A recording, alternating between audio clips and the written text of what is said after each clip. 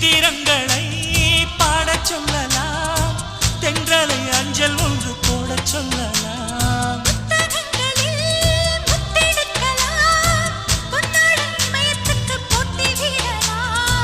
பூமிக்கு பொட்டு வைத்து பார்க்கலாம் பார்க்கலாம், பூவுக்கும் ஆடை தைத்து போடலாமா?